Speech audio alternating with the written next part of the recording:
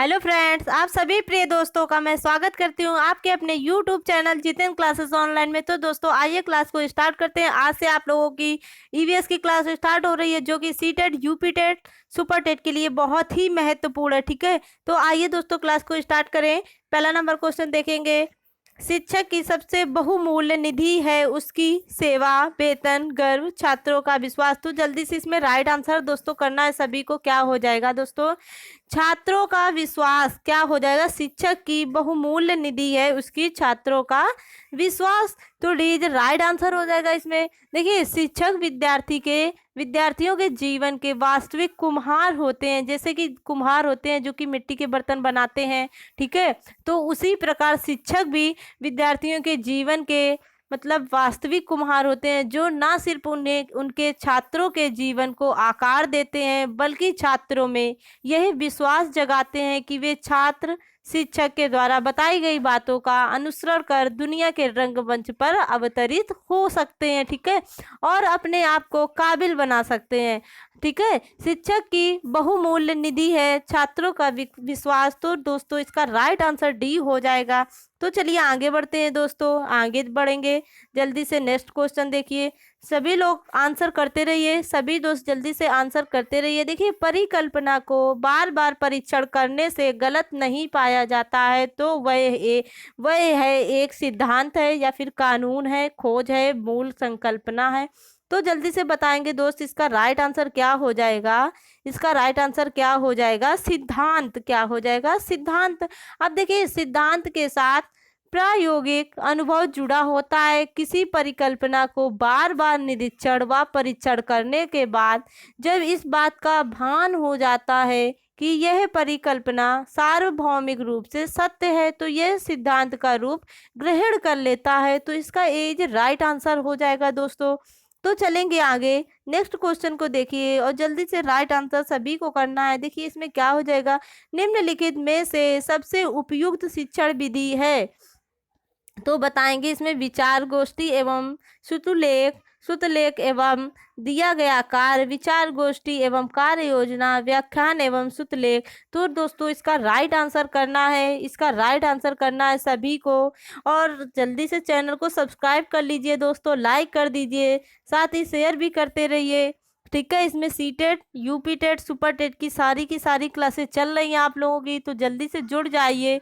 ठीक है, जल्दी से जुड़ जाइए। तो देखिए इसमें राइट आंसर क्या हो जाएगा? विचार गोष्ठी एवं कार्य योजना। तो इसका देखिए सीधे राइट आंसर हो जाएगा दोस्तों। देखिए, विचार गोष्ठी एवं कार्य योजना शिक्षण विधि की सबसे उपयुक्त विधि है। ठीक है, सबसे उपयुक्त विधि है। इस शिक्षण विधि में छात्र परस्पर विचारों का आदान प्रदान करके अपने ज्ञान की वृद्धि करते हैं। यह विधि शिक्षा के कृत्रिम वातावरण को समाप्त करने तथा शिक्षा को जीवन से संबंध स्थापित करने हेतु महत्वपूर्ण है। प्रारंभ में देखिए इसका प्रयोग छात्रों द्वारा किए जाने वाले गृह कार्यों के लिए किया जाता था, ठीक है, जिसमें योजना बनाना, शारीरिक श्रम करना निहित होता था। तो इसका दोस्तों सी इज राइट आंसर हो जाएगा। तो चलेंगे आगे नेक्स्ट क्वेश्चन देखते हैं। देखिए इसमें क्या दिया हुआ है, बहुत ही अच्छा क्वेश्चन आया है। देखिए, निम्नलिखित में से कौन सी ग्रीन हाउस गैस नहीं है? Carbon dioxide, nitrous oxide, helium, methane.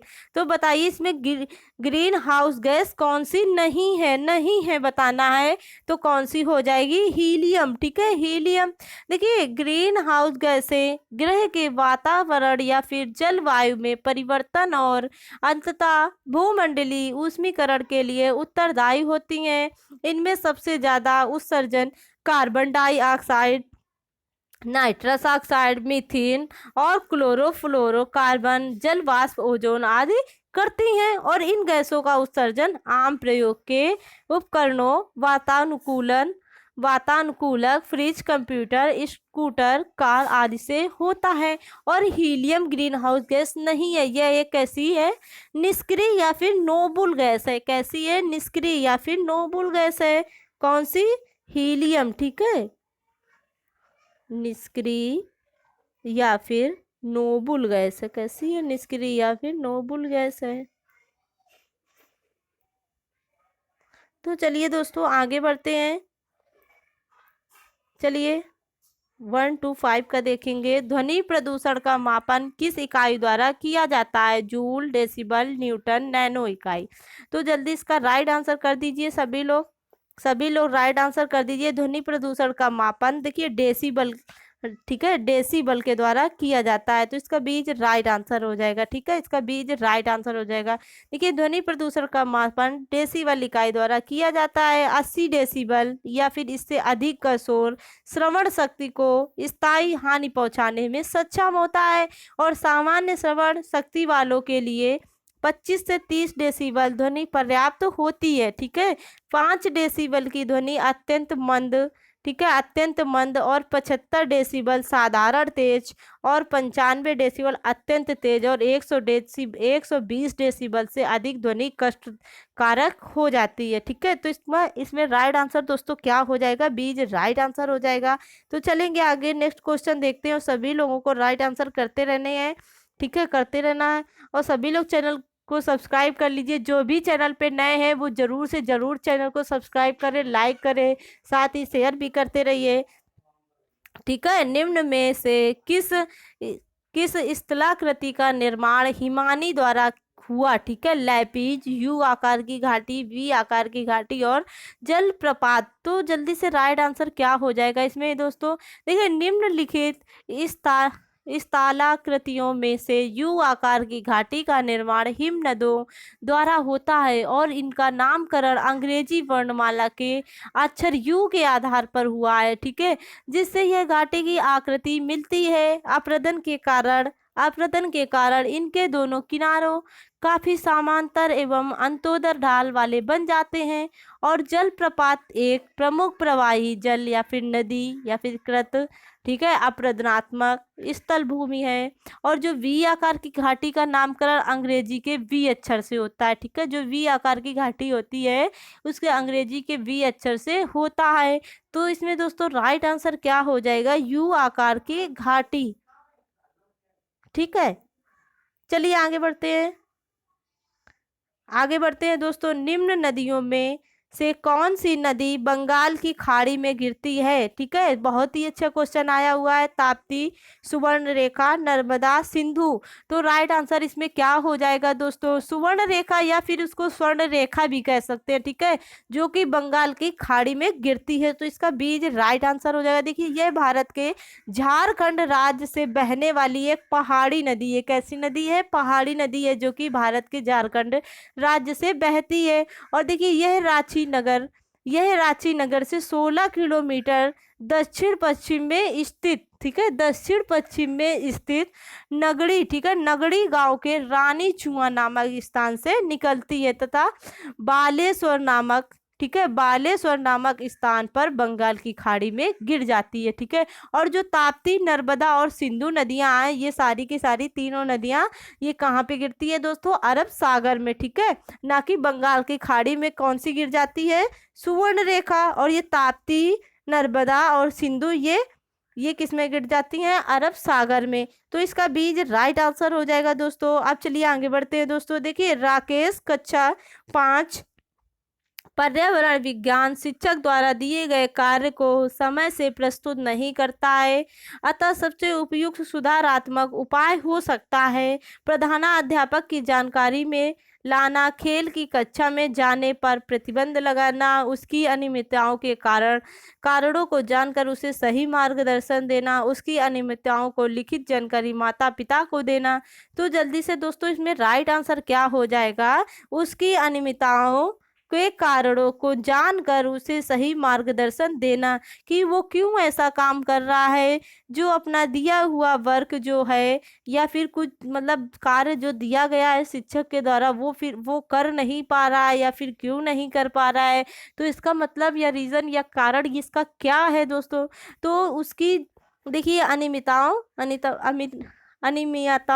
के कारणों से को जानकर उसे कैसा सही मार्गदर्शन देंगे। ठीक है, कि क्यों वो ऐसा वर्क नहीं कर रहा है। तो चलिए आगे बढ़ते हैं। 129 पढ़िए जल्दी से।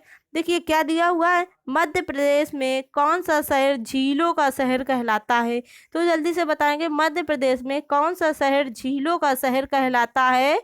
भोपाल। कौन सा, भोपाल। तो ये इज राइट आंसर हो जाएगा। देखिए भारत का हृदय कहे जाने वाला मध्य प्रदेश, भारत का हृदय, ठीक है, भारत का हृदय कहे जाने वाला मध्य प्रदेश देश विदेश में पर्यटन स्थलों जैसे खान पान, शिल्पकारी, बुनकरों आदि के लिए जाना जाता है।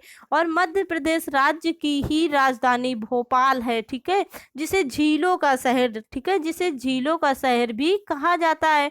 और लोअर लेक जो है, लोअर लेक और अपर लेक जैसी दो सुंदर झीलों के कारण ही भोपाल को झीलों का शहर कहा जाता है। कौन कौन सी, लोअर लेक एक तो, और एक अपर लेक है, ठीक है, इसलिए भोपाल को झीलों का शहर कहा जाता है, ठीक है। तो चलिए आगे बढ़ते हैं दोस्तों, आगे बढ़ते हैं। 130, निम्न में से कौन सा सागर यूरोप को अफ्रीका से अलग करता है। निम्न में से कौन सा सागर यूरोप को अफ्रीका से अलग करता है। तो कौन सा सागर है वो, भूमध्य सागर। तो डी इज राइट आंसर हो जाएगा, भूमध्य सागर, ठीक है। भूमध्य सागर पृथ्वी का एक सागर है जो उत्तरी अफ्रीका, यूरोप, अनातोलिया तथा मध्य पूर्व के बीच स्थित है। और इसका क्षेत्रफल लगभग 25 लाख, ठीक है, 25 लाख, कितना, 25 लाख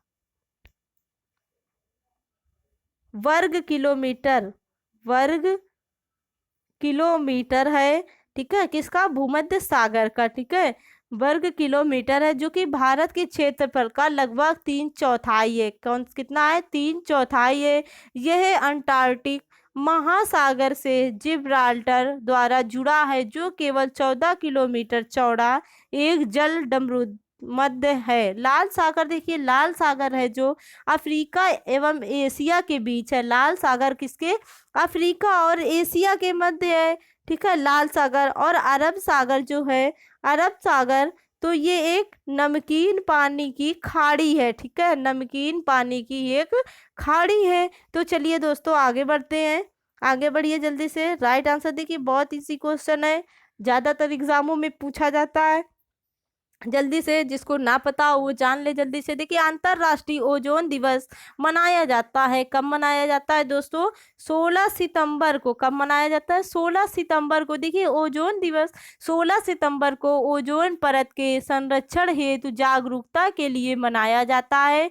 यूएनओ ने, देखिए यूएनओ ने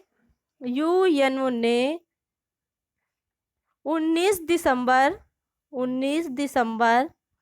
1994, ठीक है, 1994 को, ठीक है, 1994 को 16 सितंबर को इंटरनेशनल डे फॉर द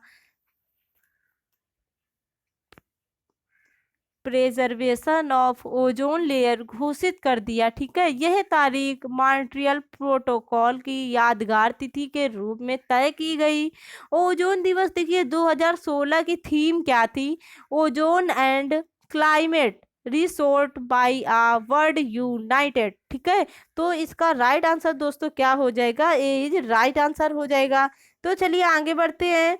132, किस खाद्य श्रृंखला में शाकाहारी होते हैं। तो बहुत ही अच्छा क्वेश्चन आया है दोस्तों आप लोगों के सामने।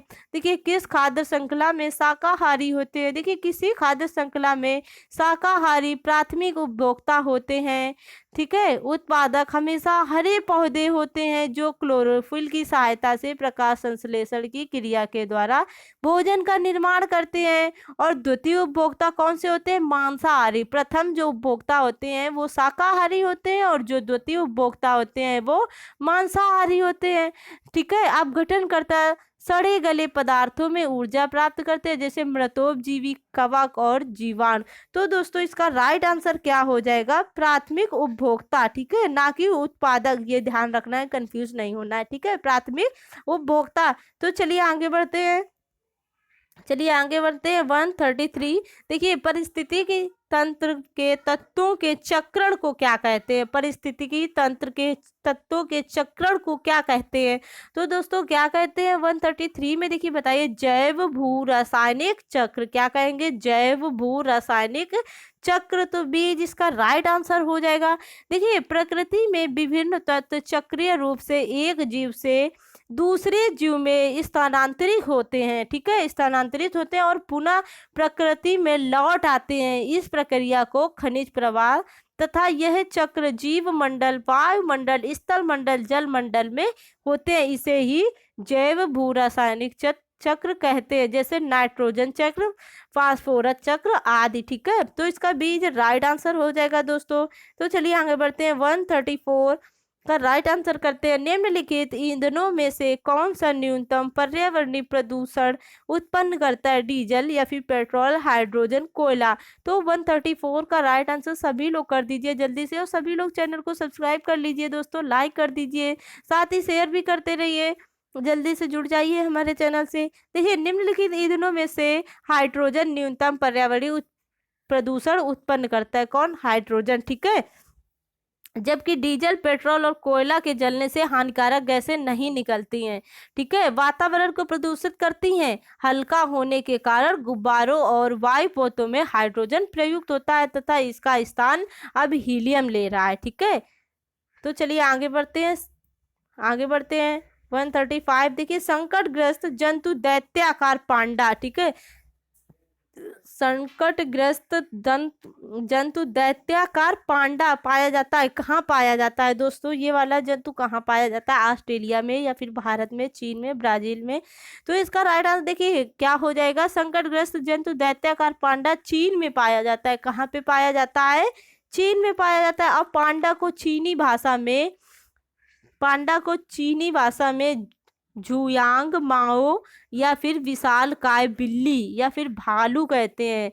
क्या कहते हैं, देखिए इसको चीन में क्या कहते हैं दोस्तों, झुयांग माओ, ठीक है, झुयांग माओ कहते हैं इसको। कहाँ पे, चीन में, ठीक है, चीन में इसको झुयांग माओ या फिर विशालकाय बिल्ली, भालू कहते हैं। ये चीन के देखिए बांस के जंगलों और तिब्बत के हिमालय पर्वत के ढलानों के पेड़ों पर रहते हैं। कहाँ पे रहते हैं, पेड़ों पर। और आज पांडा विश्व वन्य जीव कोष, world wild life federation WWF द्वारा अंतरराष्ट्रीय स्तर पर संरक्षित प्रजातियों में से एक है, ठीक है दोस्तों। तो सी राइट आंसर हो जाएगा, इसका सी राइट आंसर हो जाएगा। तो चलिए आगे बढ़ते हैं। देखिए निम्नलिखित किस गैस के कारण भोपाल गैस त्रासदी हुई। तो जल्दी से देखिए, ये बहुत ही ज़्यादा क्वेश्चन आने वाला क्वेश्चन है। आज मतलब ज़्यादातर एग्जामों में ये क्वेश्चन आता ही आता है, तो इसको तो बिल्कुल रट लीजिए, मतलब ध्यान में बिल्कुल हमेशा बसाए रहिए इसको। निम्नलिखित किस गैस के कारण भोपाल गैस त्रासदी हुई। तो जल्दी से बताएंगे मिथाइल आइसोसाइनाइड, ठीक है, मिथाइल आइसोसाइनाइड। तो डी जो राइट आंसर हो जाएगा। देखिए भारत के मध्य प्रदेश राज्य के भोपाल शहर में 3 दिसंबर, कब, 3 दिसंबर, ठीक है, 3 दिसंबर 1984, ठीक है, 1984 को एक भयानक औद्योगिक दुर्घटना हुई। इसे भोपाल गैस कांड या भोपाल गैस त्रासदी के नाम से जाना जाता है। भोपाल स्थित यूनियन कार्बाइड नामक कंपनी के कारखाने में एक जहरीली गैस का रिसाव हो गया था, ठीक है, एक जहरीली गैस का रिसाव हो गया था, जिससे लगभग कम से कम 15,000 से अधिक लोगों की जान चली गई थी, ठीक है। और बहुत सारे लोग मतलब अपंगता से होकर अंधेपन के भी शिकार हो गए थे। भोपाल गैस कांड में मिथाइल आइसोसाइनाइड मतलब मिंक नामक जहरीली गैस का रिसाव हुआ था। क्लोरोफ्लोरोकार्बन, कार्बन डाइऑक्साइड, नाइट्रोजन, ये तीनों की तीनों जो आप लोगों की गैसें हैं, ये तीनों ग्रीन हाउस गैसें हैं, ठीक है। कैसी गैसें हैं, ग्रीन हाउस गैसें हैं। तो चलिए आगे बढ़ते हैं दोस्तों, 137 क्वेश्चन को देखेंगे। देखिए किस देश में किस देश में क्रिसमस का त्योहार गर्मियों में मनाया जाता है? जापान में, या फिर भारत में, ऑस्ट्रेलिया में, अमेरिका में? तो जल्दी से बताइए, किस देश में क्रिसमस का त्योहार गर्मियों में मनाया जाता है? किस किस देश में? ऑस्ट्रेलिया में। ठीक है, ऑस्ट्रेलिया में देखिए क्रिसमस का त्योहार गर्मियों में कब मनाया जाता है? 25 दिसंबर को। ठीक है, वहां पे गर्मी होती है। 25 दिसंबर, 25 दिसंबर में मनाया जाता है। इसका कारण यह है कि ऑस्ट्रेलिया दक्षिणी गोलार्ध में स्थित है और दिसंबर का महीना ऑस्ट्रेलिया में गर्मी का पहला महीना होता है। वहां पे बहुत भयंकर गर्मी होती है। ठीक है, कहाँ पे? ऑस्ट्रेलिया में। देखिए ऑस्ट्रेलिया में गर्मी 1 दिसंबर से लेकर 28-29 फरवरी तक होती है। ठीक है, क्रिसमस ईसा मसीह के जन्म की खुशी में मनाया जाने वाला पर्व है और इस दिन लगभग संपूर्ण विश्व में अवकाश रहता है। यह 25 दिसंबर को पड़ता है। ठीक है, अपने आप 25 दिसंबर को पड़ता है। ठीक है, तो चलिए आगे बढ़ते हैं दोस्तों, आगे बढ़ते हैं 138 में।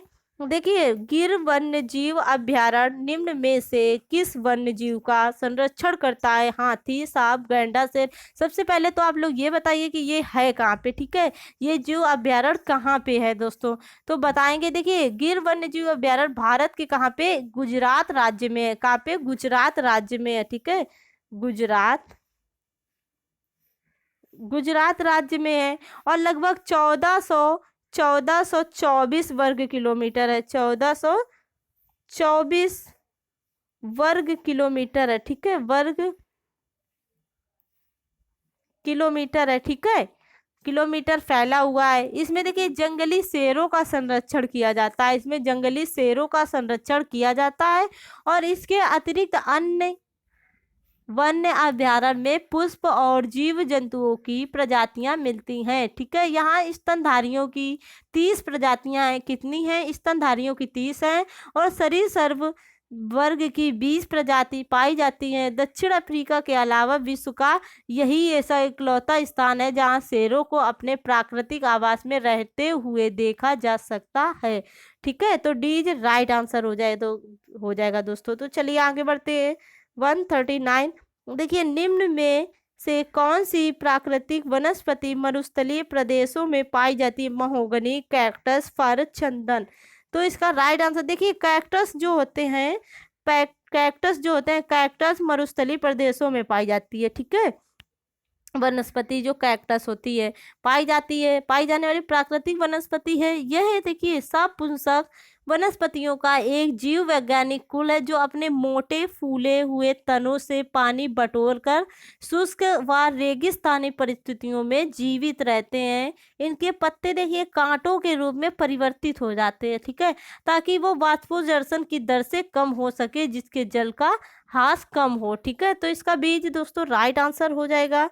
ठीक है, तो चलिए आगे बढ़ते हैं। देखिए 140 का राइट आंसर सभी को करना है। इससे पहले सभी लोग भाई चैनल को सब्सक्राइब कर लीजिए, लाइक कर दीजिए, साथ ही शेयर भी करते रहिए।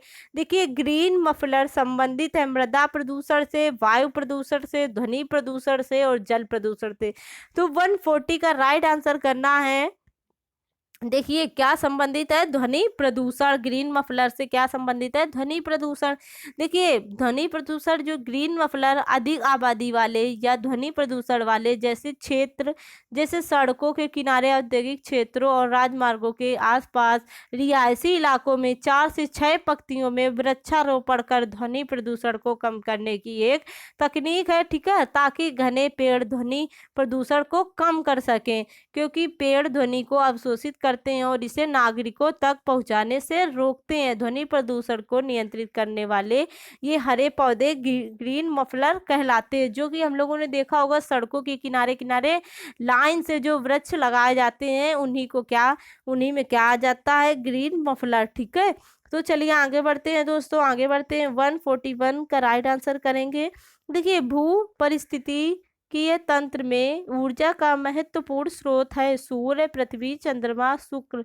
तो क्या हो जाएगा दोस्तों? इसका सभी को राइट आंसर करते रहना है जल्दी से, और चैनल को सब्सक्राइब कर लीजिए, लाइक कर दीजिए, साथ ही शेयर भी करते रहिए। देखिए, भू परिस्थितिकीय तंत्र में ऊर्जा का महत्वपूर्ण स्रोत सूर्य है। क्या है? सूर्य है। और सूर्य ऊर्जा का सर्वाधिक व्यापक एवं अपरिमित स्रोत है, जो वातावरण में फेटान मतलब छोटी छोटी प्रकाश तरंग पेटिकाएं के रूप में विकिरण ऊर्जा संचार करता है। ठीक है, संभवतः पृथ्वी पर सर्वाधिक महत्वपूर्ण रासायनिक अभिक्रिया प्रकाश संश्लेषण को माना जाता है, जो कि सूर्य के प्रकाश की उपस्थिति में हरे पौधे में होता है। इसलिए सौर ऊर्जा को पृथ्वी पर जीवन का प्रमुख संवाहक माना जाता है। तो इसका दोस्तों एज राइट आंसर हो जाएगा। तो चलिए आगे बढ़ते हैं। 142 का राइट आंसर देखिए, टाइटन किस ग्रह का प्राकृतिक उपग्रह है? तो बताएंगे टाइटन किस ग्रह का प्राकृतिक उपग्रह है? शनि का है। किसका है? शनि का है।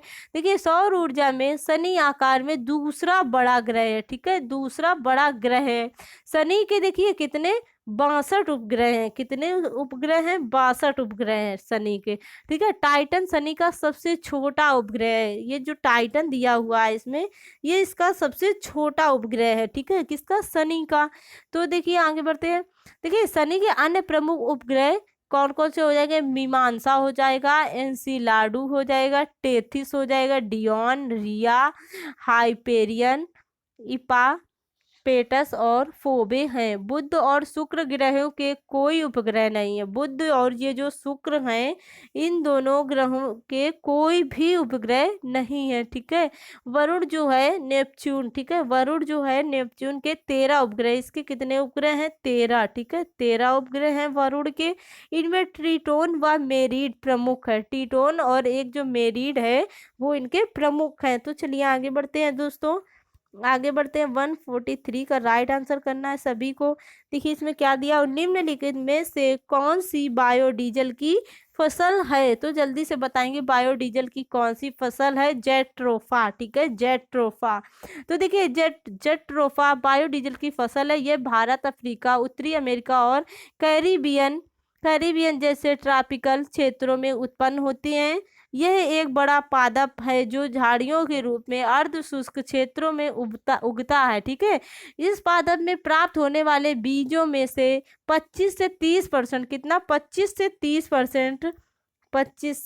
30% तक तेल निकाला जाता है। और इससे देखिए तेल से कार आदि चलाए जा सकते हैं। ठीक है, इसलिए इसे क्या कहते हैं? बायोडीजल का पौधा कहते हैं।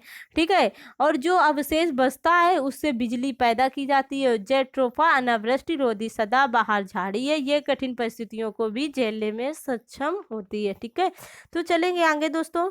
चलिए आगे बढ़ते हैं। 144 बहुत ही अच्छा क्वेश्चन आ गया। देखिए पर्यावरण संरक्षण अधिनियम किस वर्ष पारित हुआ? तो जल्दी से बताइए किस वर्ष पारित हुआ दोस्तों? किस वर्ष पारित हुआ? जल्दी से बताएंगे। 1986 में। 1986 में देखिए संयुक्त राष्ट्र का प्रथम मानव पर्यावरण सम्मेलन 5 जून 1972 में स्टॉकहोम में संपन्न हुआ था। कहाँ पे? स्टॉकहोम में संपन्न हुआ था। इसी से प्रभावित होकर भारत ने पर्यावरण के संरक्षण के लिए पर्यावरण संरक्षण अधिनियम 1986 पास किया। ठीक है, यह एक देखिए विशाल अधिनियम है जो पर्यावरण के समस्त विषयों को ध्यान में रखकर बनाया गया है। इस अधिनियम का मुख्य उद्देश्य क्या था? वातावरण में घातक रसायनों की अधिकता को नियंत्रित करना और पारिस्थितिकी तंत्र को प्रदूषण मुक्त रखने का प्रयत्न करना। ठीक है, इस अधिनियम में देखिए कितनी धाराएं हैं दोस्तों? 26 धाराएं हैं। कितनी धाराएं हैं इस नियम में? 26 धाराएं हैं इस अधिनियम में। 26 धाराएं हैं जिन्हें 4 अध्यायों में बांटा गया है। कितने? 4 अध्यायों में बांटा गया है। 4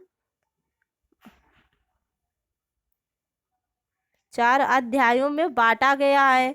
देखिए ये कानून पूरे देश में 19 नवंबर 1986 में लागू हुआ था। कब? 19 नवंबर। ठीक है, 19 नवंबर 1986 में लागू हुआ था। ठीक है, तो चलिए आगे बढ़ते हैं दोस्तों। आगे बढ़ेंगे। देखिए भूमंडलीय तापन का कारण है। तो भूमंडलीय तापन का कारण क्या हो जाएगा दोस्तों? क्या हो जाएगा? कार्बन डाइऑक्साइड में वृद्धि। कार्बन डाइऑक्साइड में वृद्धि। देखिए भूमंडलीय तापन मतलब ग्लोबल वार्मिंग का मुख्य कारण कार्बन डाइऑक्साइड की मात्रा में वृद्धि है। धरती पर विनाशक गैस के बढ़ने की मुख्य वजह जीवाश्म ईंधनों जैसे कोयला हो गया, और तेल का अत्यधिक इस्तेमाल और जंगलों की कटाई है। ठीक है, धरती पर घटती पेड़ों की संख्या की वजह से कार्बन डाइऑक्साइड का स्तर बढ़ता है और इससे भूमंडलीय तापमान में वृद्धि होती है। और देखिए, बढ़ते तापमान की वजह से समुद्र जल स्तर बढ़ना, बाढ़, तूफान, खाद्य पदार्थों की कमी, तमाम तरह की मतलब बीमारियों का खतरा इससे बढ़ जाता है। तो इसका राइट आंसर क्या हो जाएगा? बीज राइट आंसर हो जाएगा दोस्तों। तो चलेंगे आगे, देखिए इसमें क्या दिया हुआ है। निम्नलिखित में से किसमें सर्वाधिक जैव विविधता पाई जाती है? तो जल्दी से बताएंगे किसमें। उष्णकटिबंधीय सदाबहार वर्षा वन वायोम। तो इसका बीज दोस्तों राइट आंसर हो जाएगा। देखिए इसमें क्या हो जाएगा, निम्नलिखित में से उष्णकटिबंधीय सदाबहार वर्षा वन वायोम में सर्वाधिक जैव विविधता पाई जाती है। ठीक है, उष्णकटिबंधीय सदाबहार वन ऐसे वन क्षेत्र हैं जो भूमध्य रेखा के दक्षिण या उत्तर में लगभग 28 डिग्री के भीतर पाए जाते हैं। कितने डिग्री? 28 डिग्री के भीतर पाए जाते हैं। और एशिया, ऑस्ट्रेलिया, अफ्रीका, दक्षिण अमेरिका, मध्य अमेरिका और प्रशांत द्वीपों पर पाए जाते हैं। ठीक है, विश्व वन्य जीव निधि के बायोम वर्गीकरण के भीतर उष्णकटिबंधीय सदाबहार वन को उष्णकटिबंधीय वर्षा वन एक प्रकार माना जाता है और उन्हें विषुवतीय सदाबहार तराई वन के रूप में निर्दिष्ट किया जाता है। तो दोस्तों इसका बीज राइट आंसर हो जाएगा। तो चलेंगे आगे, देखिए इसमें क्या दिया हुआ है। निम्न में से किस मृदा का निर्माण लावा द्वारा होता है? लाल मिट्टी, काली मिट्टी, जलोढ़ मिट्टी, लैटराइट मिट्टी। तो जल्दी से बताइए 147 का राइट। देखिए काली मिट्टी का निर्माण ज्वालामुखी से निकलने वाले लावा से होता है। किसका? काली मिट्टी। ठीक है, काली मिट्टी। तो देखिए भारत में ये लगभग 5 लाख वर्ग किलोमीटर में फैली है। ठीक है, और देखिए महाराष्ट्र में इस मिट्टी का सबसे अधिक विस्तार है। कहाँ पे? महाराष्ट्र में। और इस मिट्टी में चूना, पोटास, मैग्नीशियम, एल्यूमिना और लोहा पर्याप्त मात्रा में पाया जाता है और ये बहुत ही उपजाऊ होती है। कैसी होती है? मतलब उपजाऊ मिट्टी होती है। ठीक है, उपजाऊ। और देखिए कपास के लिए प्रसिद्ध है ये काली मिट्टी। इसमें देखिए काली मिट्टी में कपास की खेती की जाती है। ठीक है, तो इसलिए इसे कपास वाली काली मिट्टी भी कह देते हैं। और देखिए इस मिट्टी में नमी को रोके रखने की प्रचुर शक्ति है, इसलिए वर्षा कम होने पर भी सिंचाई की इसमें आवश्यकता नहीं होती है दोस्तों। कौन सी मिट्टी में? काली मिट्टी में। तो चलिए आगे बढ़ते हैं। वायुमंडल की कौन सी परत प्रकाश की परावैंगनी किरणों को पृथ्वी की सतह पर आने से रोकती हैं? तो जल्दी से दोस्तों बताएंगे 148 का राइट आंसर क्या हो जाएगा? समताप मंडल। देखिए समताप मंडल प्रकाश की परावैंगनी किरणों को पृथ्वी की सतह पर आने से रोकती हैं। इसे ओजोन मंडल के नाम से जाना जाता है। ठीक है, ओजोन मंडल के नाम से भी जाना जाता है। और यह परत सूर्य के उच्च आवृत्ति के परावैंगनी प्रकाश की 93.99% मात्रा अवशोषित करती हैं। कितनी मात्रा? 93.99% मात्रा को अवशोषित करती हैं, जो पृथ्वी पर जीवन के लिए हानिकारक है। ओजोन परत की खोज देखिए 1913 ईस्वी में। ठीक है, ओजोन परत की खोज कब हुई? 1913 ईस्वी में फ्रांस के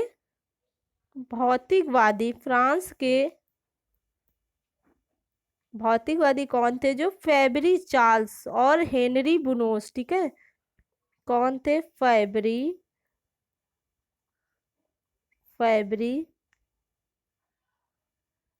चार्ल्स और कौन थे?